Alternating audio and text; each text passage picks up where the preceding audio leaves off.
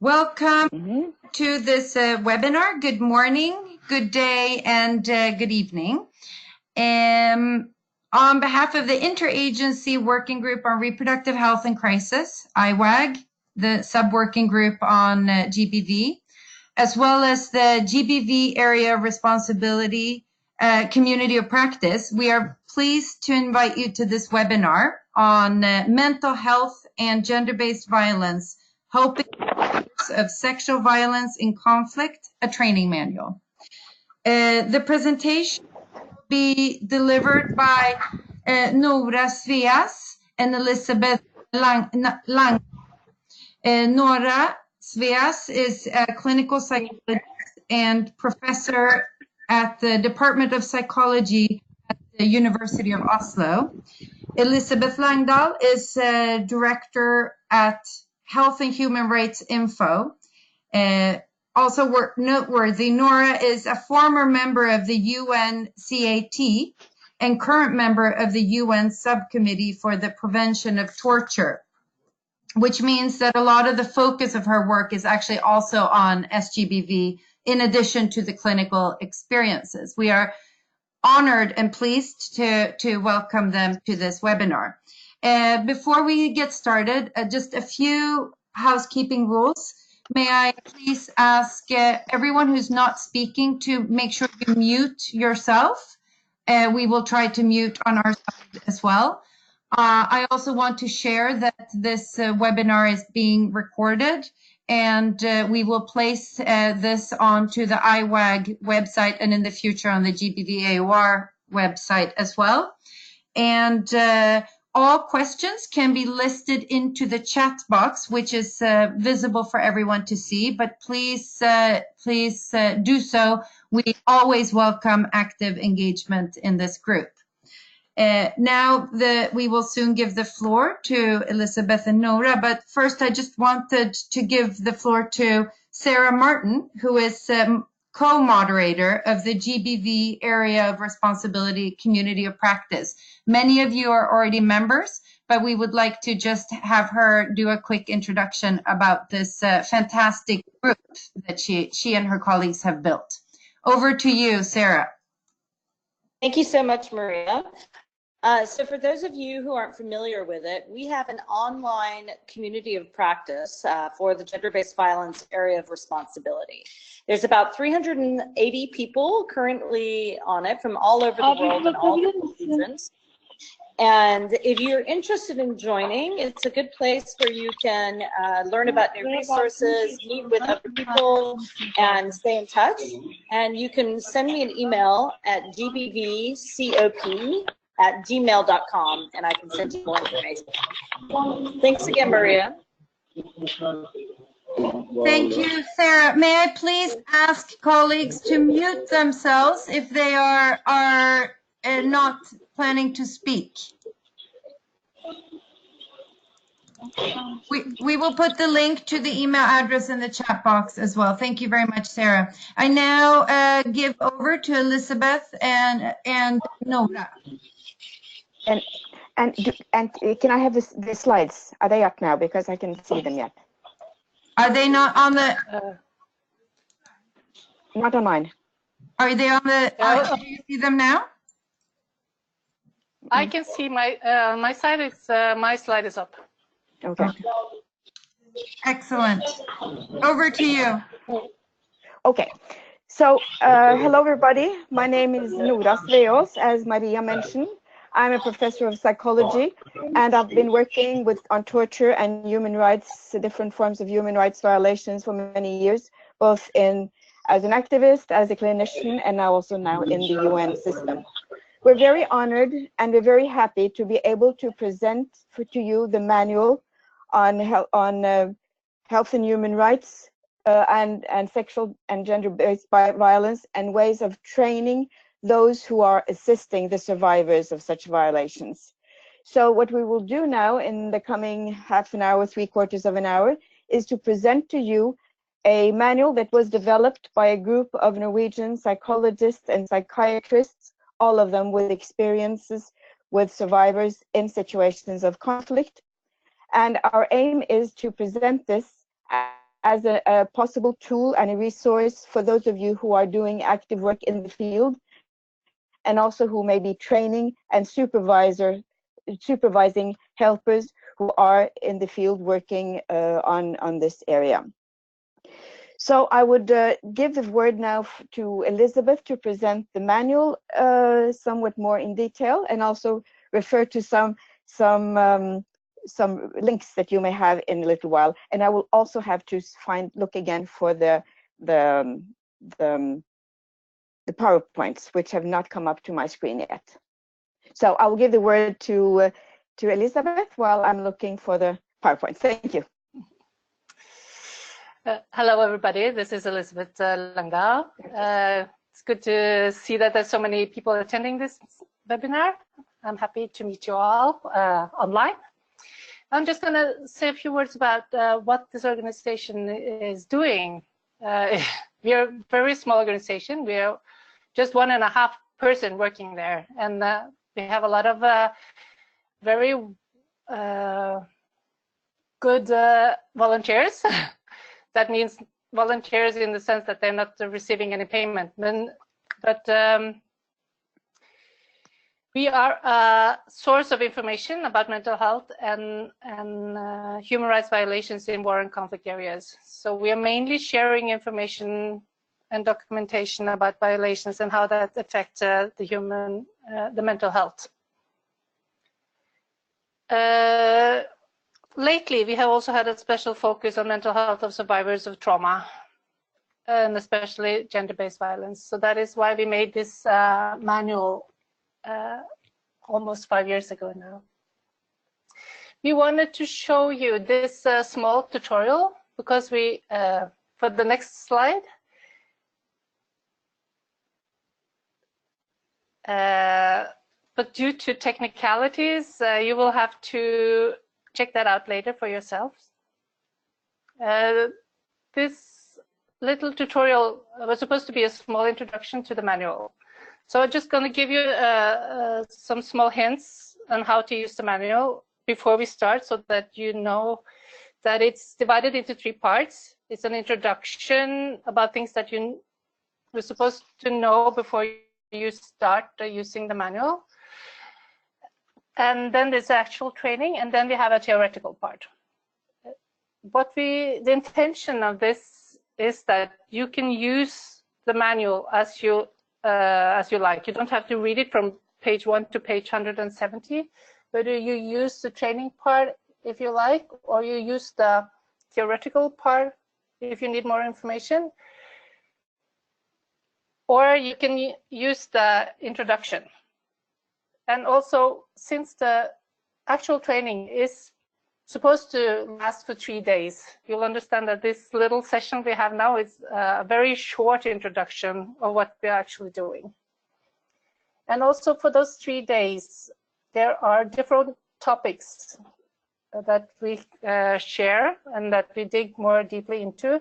For example, if you want to know more about nightmares, you can read the chapter about nightmares. Or if you want to know more about how the brain works, you'll use that one. Or stabilization techniques, you can use that one. But the training is for 3 days. So it's quite extensive information. So that you know that now, that we are just sharing a little bit of it. And in order to make this, to ensure that this training was culturally applicable, we piloted the manual in 5 different countries during the time that we wrote the manual. We tried it out in Jordan, Cambodia, Turkey, Colombia, and Norway to see that the elements that we have put into the manual could be used and were understood in all these different countries with different backgrounds, different religions, and different settings. Especially interesting was if the metaphor about the butterfly woman was applicable. And as you understand by the fact that we all have included the metaphor as it is, we have we have received feedback that the different cultures and religious backgrounds could use it as it is. But we also highly suggest that if it's not working in your context, use a metaphor or something that is applicable in your country or in your cultural context. Yeah. Yeah. And I just want to mention that the training part has a left side and a right side. For those of you that have been working with theater, it's more like a manuscript, but on the one side, it's more that the background you need for you as an actor to act out the character that you're playing. And on the other side, it's the words or the things that are said aloud in the play. So that the 2 pages has to be read as not a separate content, but together, so that you can see that they are interlinked. So I hope this makes a little bit more sense, and you will understand better if you see the tutorials afterwards. Mm-hmm. Okay. Yep. Fine. Then I now can see the slides too, so we can go to the next one, please. So, thank you again. As you heard from Elisabeth, this manual has been developed over quite an extensive time span with pilots and with input and with a lot of discussions as to how we can best reach helpers who are in situations where they are dealing with survivors of extreme violations and who have difficulties in finding ways to refer to expert or to specialists, as something that you all perfectly strongly aware about, and this is something we need to respond to. So we tried with this manual to provide some assistance to helpers who we have also personally spoken to in many different places, who feel that they don't have enough tools and not enough capacity to be able to deal with such serious reactions that they may face with meeting with people who have been survivors of such violations. So we will present now very briefly some of the core elements, the values, so to speak, of our work, and then we will go into some of the details of the manual, hopefully to inspire you to look more closely into it. I think the first element is the fact that we have a very clear human rights-based approach. This means, first of all, to consider the violations that women are exposed to as serious human rights violations. They are considered very serious breaches of states' obligations to respect human rights. So the first is the gender-based violence that we are looking into it's human rights violations very strongly. But the other part is that as a helper, it's both useful and necessary to be aware of what are actually these rights about. How do they protect dignity or aim to protect dignity and integrity in people? What are the rights that persons have also after violations have taken place? Knowing that there is the right to justice, there is a right to rehabilitation, although many may not fully enjoy these rights, it makes sense to speak about them and to share this as some of the core elements and some of the values that are shared in this work. So all through the manual, there will be references to human rights as a position and as a set of rights and principles that should be adhered to.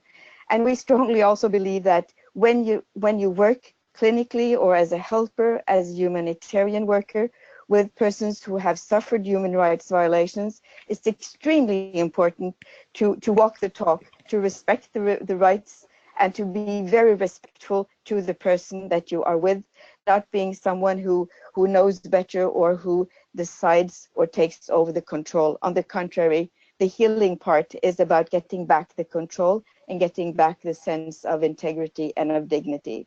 So human rights-based approach, is a vital one. Of course, it's a strong focus on gender. We have been discussing also whether this can be used in work with male survivors, and obviously some elements can be used, but also now in this context, we will mainly speak about this as violations against women. We have been lifting the mental health aspect very strongly, and I will come back to this in a moment.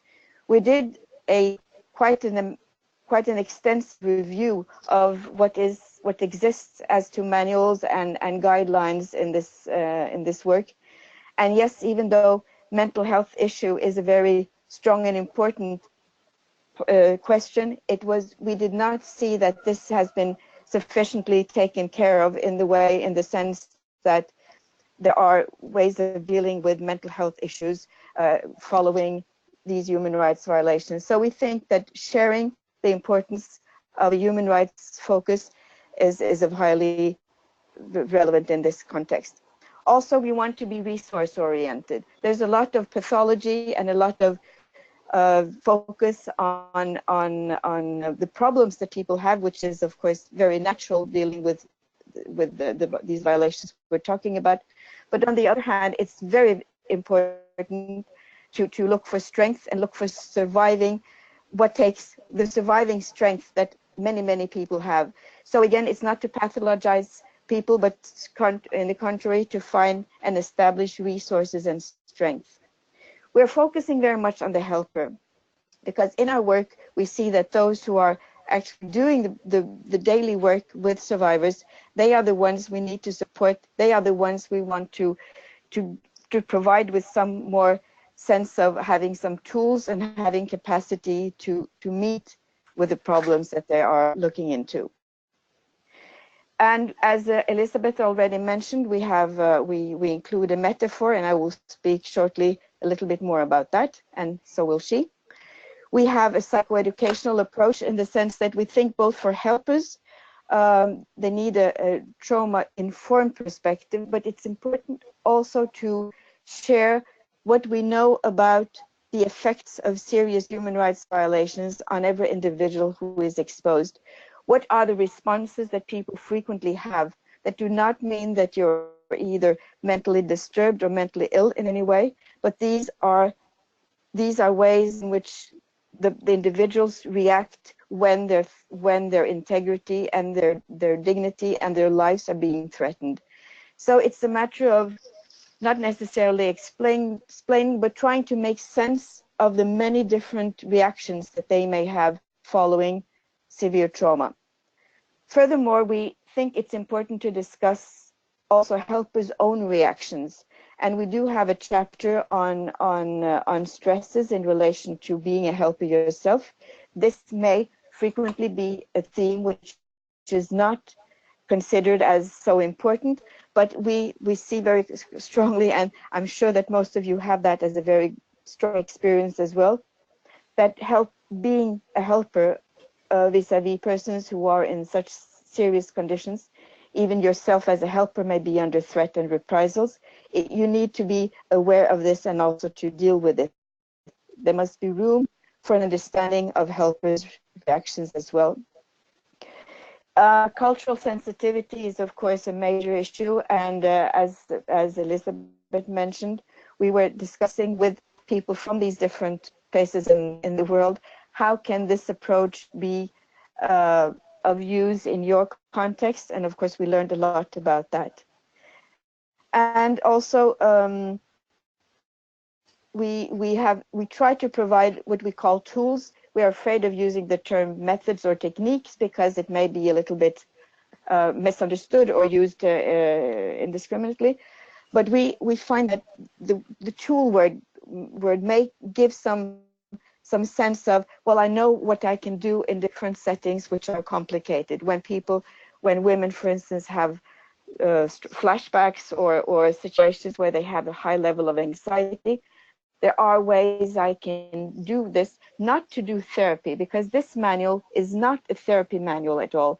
It's a way to train those who are frontline helpers in ways of supporting and sharing and even communicating some strength and belief in the future to those who have been so severely exposed to violations. Thank you. I can take the next slide now.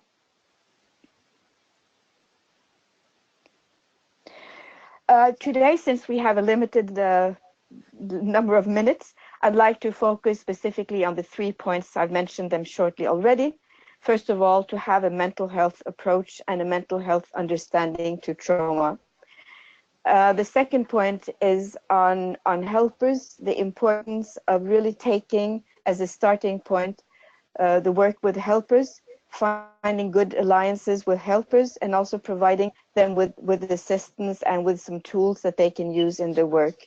So we always, in our training, we spend a lot of time discussing what are the helpers' experiences, how can these be developed further, and what should the helpers perhaps try not to do or to do more of. And the third point is the use of metaphor, which is one of our strategies in this work, as a way also of avoiding the pressure on each individual who has been exposed to have to tell their story in detail, or have to tell their stories perhaps to people they are not feeling comfortable with sharing this dreadful experience yet. So it's a way by which we can provide some good input to the person without necessarily asking them for the whole story, as we will come back to. The next, please.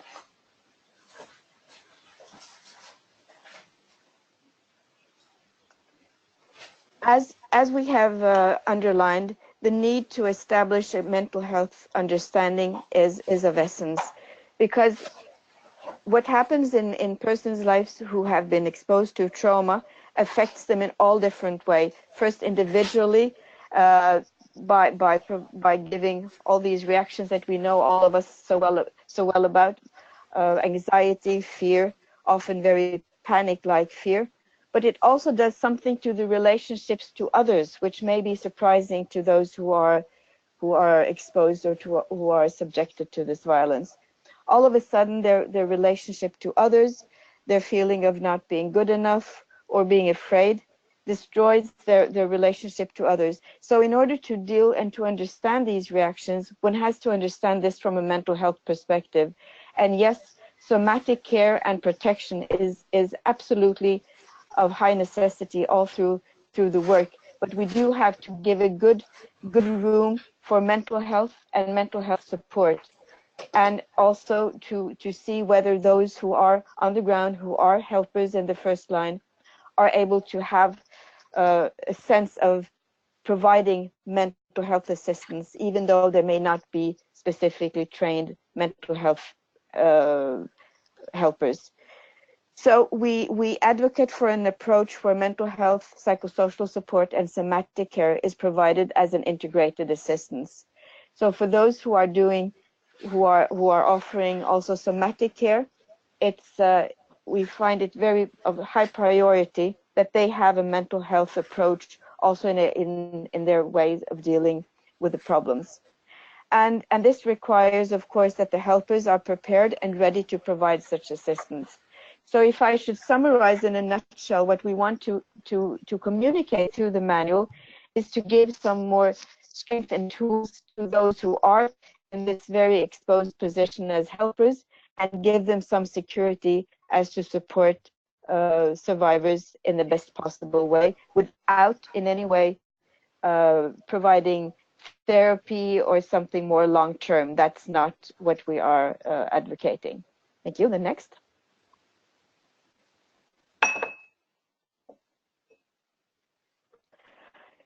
I mentioned the psychoeducational approach, and of course the understanding of trauma, what trauma does to people, is of essence. So we have just quoted Judith Herman, a book which I'm sure most of you are very familiar with, that explains the dramatic consequences of trauma in the life of a person. And having this, and again, we must underline, we're not at all advocating to run around and look for the PTSD or to set any form of diagnostic labels for survivors. This is not for helpers. in this context to do, and all of us working, when we're working on first level help, we will to make diagnosis is absolutely no meaning at all, and there's all the discussions on diagnosis and culture, etc. So this is not our aim, but yes, it is our aim to say that really tough experiences as serious trauma affects a person so strongly that this is important to understand, both for the helper who is providing help, but it's also necessary for the person, him or herself, to be aware of the kind of normality is a bad word, but the kind of expectedness there is to have such reactions when you have been exposed to threats to your life and your integrity. So the psychoeducational part is to also talk about this to the person who has been exposed, to be able to explain what is actually triggers, how can you deal with triggered memories when they come, and also how do we understand survival strategies, what are good stabilization techniques, what can I do as a helper to stabilize a person, but also how can I, as a victim of survivor or survivor myself, how can I stabilize myself when I experience anxiety and fear too strongly. And again, what is sexual violence and how does it differ from other types of trauma? Next, please. And I see time is running. So for most who have experienced serious trauma, they experience also trauma and trauma triggers and reminders. And we know very well that these reminders and triggers may be the reason for why people will isolate themselves. They will not want to expose themselves to other situations because of things that may look alike. They may be triggered. And we think that the way to work with people and give them some assistance in order to master their own triggers and be having an understanding approach to this is important, because you feel in a much better control of your own life if you are aware of and are able to control your own triggers. Next, please. Which is not an easy thing to do in any way, but there are both instructions and exercises that we have abundance of in the manual to provide this form of assistance. So that was the first part. The second part that I wanted to talk about now is the importance of the helper, because we have experienced, and so have probably all of you, how people can be other experts coming from the outside may overrun the local helpers completely, and this is, we find, very bad strategy. On the contrary, it's important to build trust and alliance with the local helpers in different parts of the system, and provide them with respect, first of all, also the human rights perspective, and some tools and ways and strategies of dealing with this. So we use a lot of time to discuss what are the good experiences of the community, of the helpers in the community, what are their lessons learned already, what would they think they should do things differently, and really show respect and time and collaboration with the helpers. So big part of the manual is really looking into what are the helpers' tools and what are they doing as of today already. Next, please. So this is a drawing from Congo, and when you have some time, you can look into it more detailed, because usually we ask the participants of training to provide us with to draw a drawing of what's a good helper in their community. And as you see, the Congo participants wrote, the helper needs a big bladder, for instance, so she can sit for a long time together with a woman. She needs a very big heart. She needs big ears in order to listen. She needs big feet in order to walk and find the victims and provide them with assistance, etc. So this is a very good way of getting the discussion started of what are my qualities as a helper, because oftentimes helpers may feel that they are not sufficiently prepared to do this work. They don't have the self-confidence that we think that they may need in order to do this, etc. So this is a good way of discussing, or you may find those who consider themselves as experts already, and that might be useful to have a discussions about that as well. So this is one of the exercises that we use during the training. Next. And this is an overview of the toolbox. And as you will see with some more time, there's some of the exercises, some of the stabilization techniques, some of the very concrete exercises and tools that we provide the helpers with, that they will again use in their work with women who are exposed. Just as one little example, for instance, that you will find also in the book, even just holding a little stone in your hand and pressing it hard to remind yourself that what's happening now is a trigger. It's not happening here and now. This reminds me of what happened. I'm here now, I'm safe now, etc. So also create safe places if possible is also one of the tools that are listed here. So this is again a way of giving some very low tension or low or easy strategies to use in this work, which is, the work is extremely complex. So you sometimes need something that you can use quickly in order to build some alliance and to build some trust and to help when people feel a very strong fear and triggered. Next. So stabilization, as I mentioned, would be one of these exercises or one of these tools. That is to talk about you're here now. What happened has happened. It doesn't happen now. It may feel like it, but you're here now. You're with me. Let us feel the ground under your feet. The grounding exercise that we have in many different versions is a way of taking all the fear away from heart and brain and try to concentrate on the feet in order to feel some security and safety. And again, this is nothing that can, this is not one time and it helps anything, but are some exercises that may lower down a very high tension that people often feel after such serious violations. Next. So this is an example, and there are many in the manual.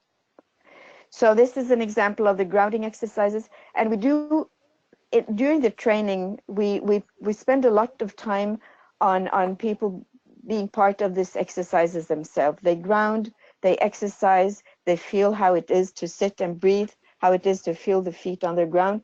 Also because as a helper, you may need to do that yourself a number of times, because one get tense and fearful oneself, and grounding exercises may be a good thing. We also use a lot of role play and taking turns to exercise stabilization, etc. Next. So as you understand, this is just a very brief introduction, and Elisabeth will now take you through the way that we're using the metaphor, which is something important for our work. And we will try to do this as quickly as we can in order also to ask or to answer some questions if there are. So Elisabeth, can you please take us through how we use the butterfly metaphor and how we suggest that a metaphor is useful in this work? Thank you. Thank you, Nora. So our intention with using a metaphor is that we have heard and we know that it's not very easy to go into a dialogue with a survivor of gender-based violence. And we have also heard that people, instead of trying to talk to a survivor, they avoid the survivor. They avoid talking to the survivor because they're afraid of opening wounds that they're not able to close, or that they don't have enough time to sit down and talk about the subject because it will take too long. So some of our very experienced psychologists, they came up with this metaphor about the butterfly woman. The butterfly woman is a survivor, the essence of the survivor of gender-based violence. And we use this metaphor to talk about the trauma without going into the details. We use it to understand trauma such as sexual violence. It's because sometimes a survivor needs someone to talk to, but it's difficult to put words on her own experience, or she has experiences that is so painful that she doesn't want to go into it, but she needs assistance to manage her everyday life. So by using this story, we can explain the trauma reactions, and we can explain how to manage these. We usually say that to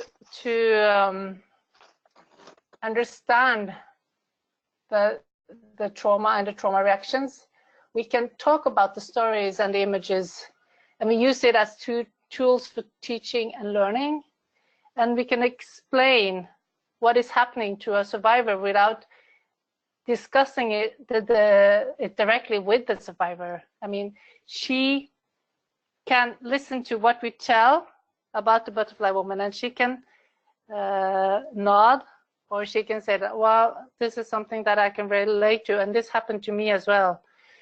And we can shift between insight and the experience. And while we are talking about this, we can create a distance to the actual traumatic event. So it's a story, but it has a charged meaning. And it's very important to emphasize that the metaphor is a story based on a clinical and scientific experience, but it is a story, but it's clinically accurate. So when the butterfly woman is experiencing flashbacks and how she's dealing with these flashbacks, this is how it would be in a clinical situation.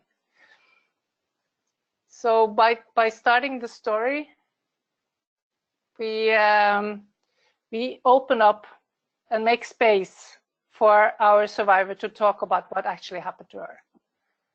Next slide, please.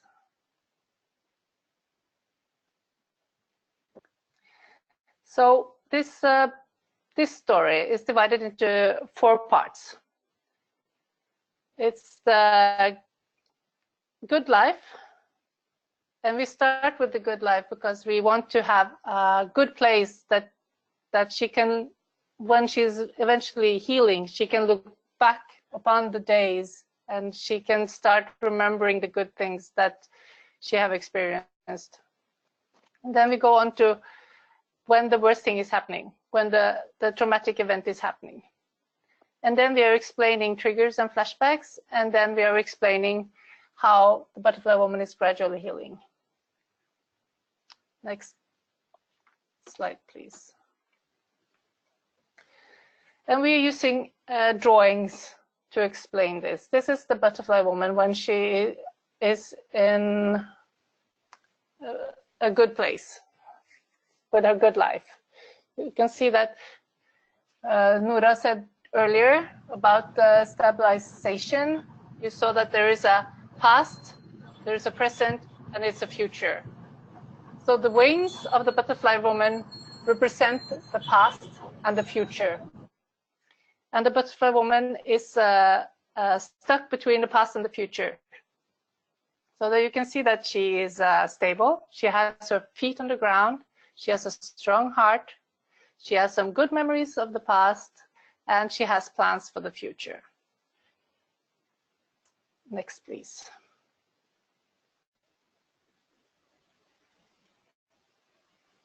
Next slide.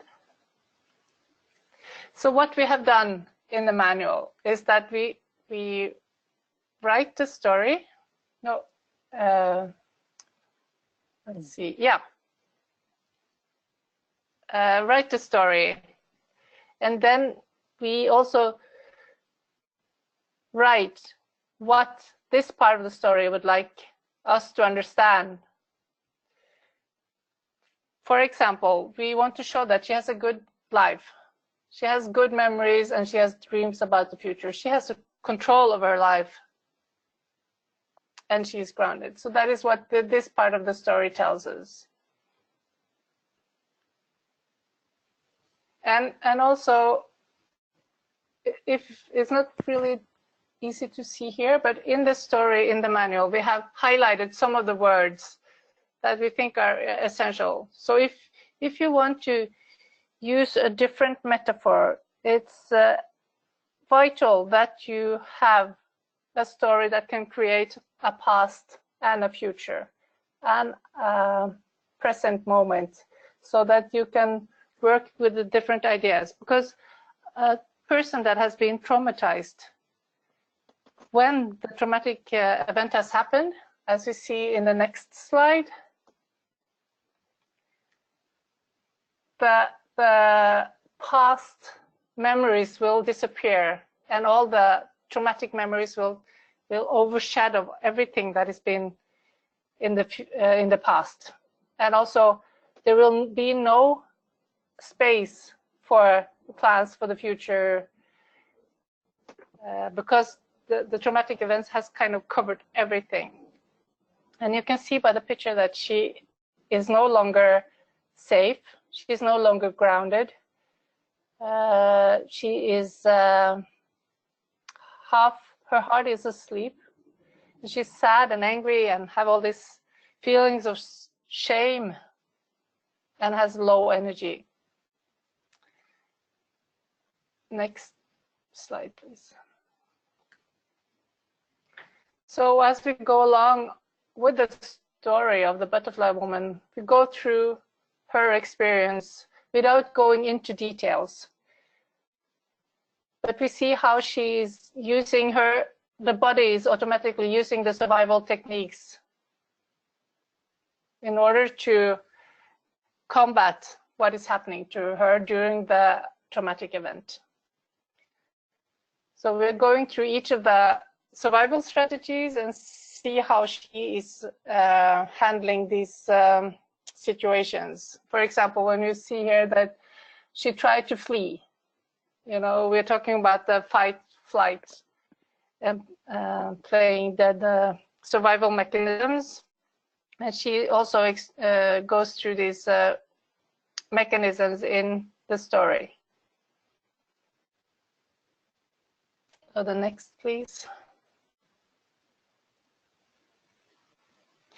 We also try to explain through the story how Butterfly Woman is experiencing triggers and flashbacks. That all the triggers goes through the memories of the trauma in the past, and how it goes through the senses in her body. For a survivor, the flashbacks will feel like it's something that is happening here and now, even though it's something that has happened to in the past. She, in her body, will feel the same experience that her body felt when she was during the traumatic event. So what we are trying to teach the survivor is through stabilization techniques that she can regain her present in the here and now. She will learn how to, through the grounding exercises, for example, the stone that Nora talked about, that she will be able to, maybe being aware of the stone in her hand, that we can bring her into the here and now, instead of being in the present where the flashback is Past. Yeah, the past is present. So this is also part of the story that we are telling. So next slide, please.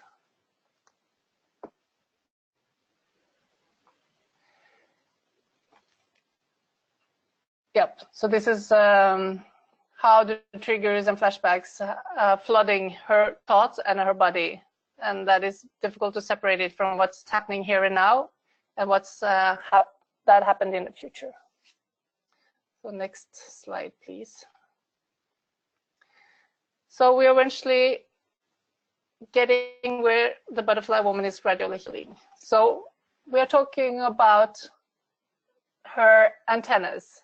So while she's gradually healing, her antennas is stretching out to the good memories of her past.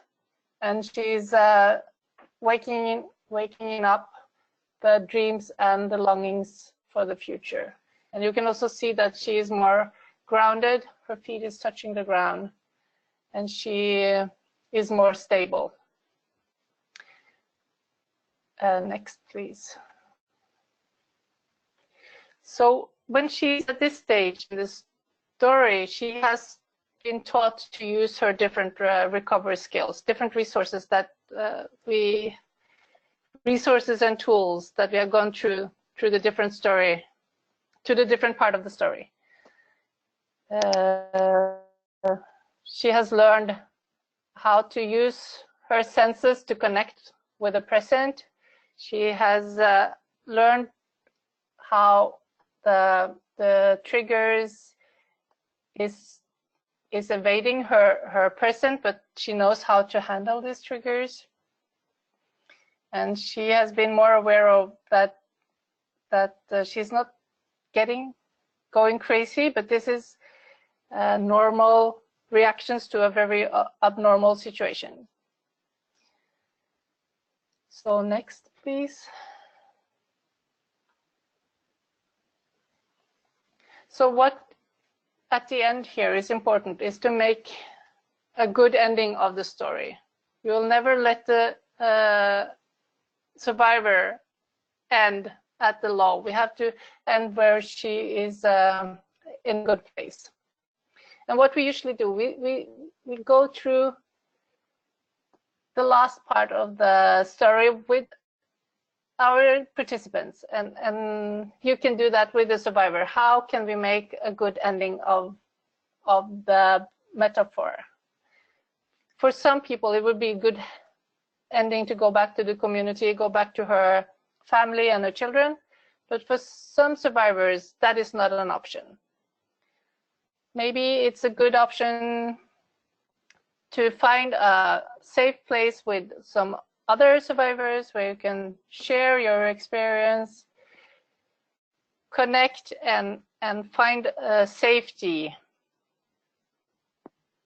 So here is the alternatives are abundant, and imagination is the only thing that sets the limits to how this story can end. Nora, do you want to? Yeah, and I just wanted to underline also the idea of using a metaphor has become stronger in psychology and psychotherapy over the last 10-20 years, because it's a way of working indirectly with difficult issues. You can communicate a lot of experiences, talking about how things are often experienced and how things are being dealt with without necessarily asking the person to reveal everything that they have been through. So it's taken from that as a therapeutic tool, and we find it as a very useful one in a situation where you often not even have the time or the capacity or the resources around to deal with these events in depth. But it may give some strength and some tools and some survival strategies to the person who has been exposed to the violence. So this is, as Elisabeth explained, a very important part of our tool. Then finally, we always discuss the issue about reporting, and we can never say that people should report such violence, but of course, if it's possible, if they have the conditions, if there are people around who can receive these stories, also from reporting and from further procedures on justice, etc., that's important. But we have tried to underline that we as helpers must be very careful with pressuring anyone to report about this, although we can mean so from a human rights activist point of view. But as helpers, I think we have to be very sure that the moment that people want to report, they want to present this to another, to some kind of authorities, well, they must be sure that they want to do this themselves and that they have the sufficient support and helpers around them to be able to do this. Yeah, so then that basically finalizes our very brief interview or very brief introduction to the manual. And as Elisabeth said, we will send out the link to the tutorial, which explains the manual as a tool or as a document more in detail. And also you will find it online and you can read it and use it, and please contact us also if there's anything that you would like us to explain further, or ideas as to how it can be implemented in practice as a part of training to helpers. So Maria, I just want to mention as well that because in the video it gives more, the tutorial gives more explanation of how this came about. But I also want to mention that we have this manual in English, Arabic, Russian, Spanish, and Portuguese. And if you would like us to ship it to you, we are happy to do that. And you can also download it on our webpage, ahri.org. So, yep.